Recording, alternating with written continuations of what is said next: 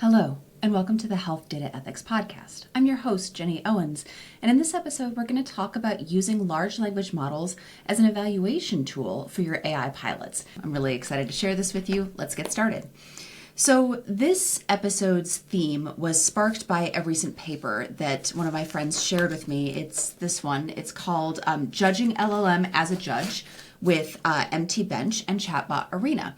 And the authors of the paper lay out how they used a couple of generative AI tools to evaluate LLM output, which I thought was really interesting. We're going to dive into this, but the paper came at a really good time because I was looking for a better way to evaluate my artificial intelligence pilots that I'm working on at my day job, at my real day job at the real Cleveland Clinic. I am involved in a couple of artificial intelligence pilots, and I was looking for a better way to evaluate the generative AI output than just using the Rouge-L statistical test.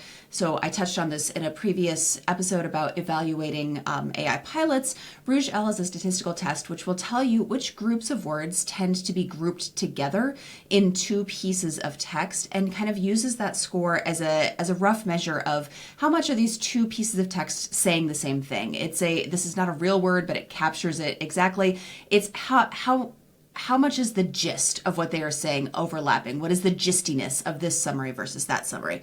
So I love the Rouge-L because I love a good solid statistical measure, but I've been looking for another tool that will help me understand on more of a qualitative level, what are the differences between this piece of text and that piece of text? What is present in one that might be absent in another? And is that important in the context where this piece of text is being used or not?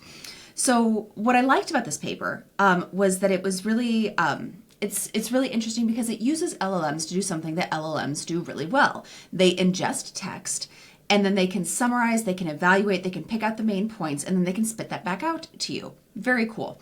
So what they did, the authors of this paper prompted a large language model to read through a question and then two answers to a question, and then to provide an assessment of which answer was better and why. And we know LLMs don't do a great job of actually reasoning, but sometimes they do a good job of providing text that makes it seem like they're reasoning. So I thought this was really interesting. As I was reading through the paper, they had some interesting study design, and about halfway through I got inspired and I decided to try my own analysis.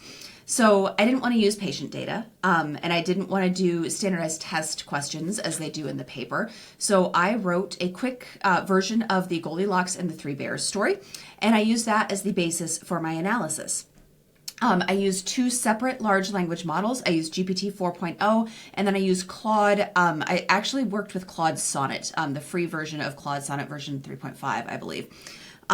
So I used two different LLMs to generate blocks of text, and then to run my comparison and see which of the blocks of text they preferred. So I gave each one of these LLMs my human-written Goldilocks and the Three Bears story, which was fun because I had to go back and refresh my memory on what happens actually in Goldilocks and the Three Bears. And then I asked each one of these large language models to do a few different things. I asked it to give me a straight summary of the story, just a straight up, here's the story, here's what happened, here are the main beats. And then I asked it to give me a summary again, a different version, rephrase things a little differently, but please still capture all of the main points, and it needs to be shorter than the original story that I told you.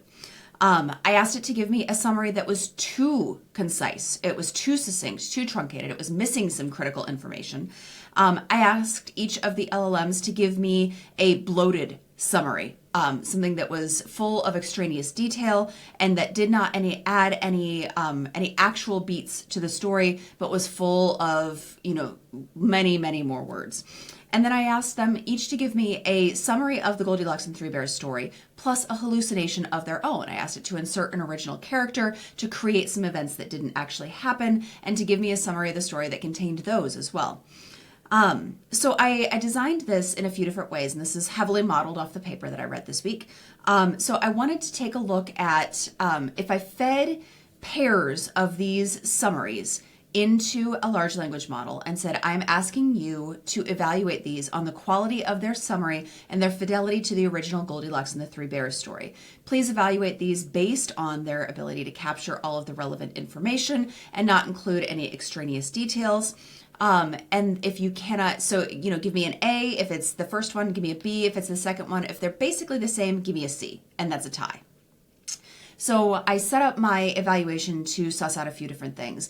One, I wanted to look at position bias. So sometimes a large language model will just get a little bit confused and it'll prefer either the first or the second one. And then if you swap them, it'll prefer either the first or the second one. It won't follow the same content. It'll just go based on position. So I want to make sure that I had a study design that would suss out any sort of position bias. And I did not find any position bias in my summaries of the Goldilocks and the Three Bears story. I also found, I wanted to make sure that we were checking to see if large language models preferred a lengthy, bloated summary over something that was very succinct. Large language models tend to produce kind of maybe not bloated, but at least diffuse text, right? The signal to noise ratio is not as high as a really good human writer will be. And so I wanted to make sure that we did not have large language models that preferred verbosity over a succinct summary. More on this in a minute. Also, I ran both of my comparisons through both of the large language models that I used to generate my test text because I wanted to see if they had a self-preference. Does Claude prefer the text that Claude generated? Does ChatGPT prefer the text that ChatGPT generated? So I set up a bunch of different head-to-head battles, and then I flipped everything and I did a bunch of different head-to-head battles again. And I used a few different prompts to evaluate them as well. The first prompt I used really was aimed at picking out the differences between two summaries. So making sure that we were really finely tuned to say this summary is better than that because it includes more of the essential parts of the Goldilocks and the Three Bears story, and then it doesn't include things that are irrelevant. I liked this prompt a lot, but I did find that it led to 0 ties, right? So I wanted to fine tune that sort of evaluation so that if the two summaries were essentially the same, and I had several summaries in my test data that should have been essentially the same, I wanted that to turn up a tie. So I tweaked my prompt and I asked for it to be a little bit more biased towards a tie. And I actually tweaked my prompt by prompting both GPTs to say, both GPTs to say, hey, I would like you to give me more ties if the two summaries are essentially the same. Tell me how to modify my prompt and then we'll do that. So I did that, and that gave me too many ties. So my really bloated summaries were coming back as being exactly equivalent to my concise summaries that contained all of the correct information. That wasn't what I wanted, so I turned the dial back. So let's see, what did we learn? Learned a few really interesting things over the course of this evaluation. First of all, I learned a lot more about prompt engineering, which was very useful and very helpful. It was useful to have test data to test this out on in a way that was free from the medical context, right? I wanted to just kind of get the hang of using a large language model for evaluation in a way that was not healthcare specific. So that was good. I needed to take more time and do more quality control on my actual data set, though. I wanted to make sure that my summaries that were different from each other were truly different from each other, and my summaries that were intended to be the same were actually the same, but were different enough that they didn't seem like word for word the same. So for a brief moment while I was doing this evaluation, which I've been doing, off and on over the past week or so, Claude Sonnet went down for a little bit. So I was using Claude Haiku. Boy, those are very different experiences. Claude Haiku really likes words. All of a sudden, we got a huge bump in our verbosity bias. I fed it this nasty, bloated summary of Goldilocks and the Three Bears, which was literally 3 printed pages long, full of details about the sunlight filtering through the trees and the birds and this and that. And Claude Haiku just ate it up. It's like, this is the best summary because it has so many things in it. So knowing the bias, knowing that your study design is going to tease out any biases that your LLM might have is in fact really important. I never found a way to fine tune the ties in a way that I was really happy with.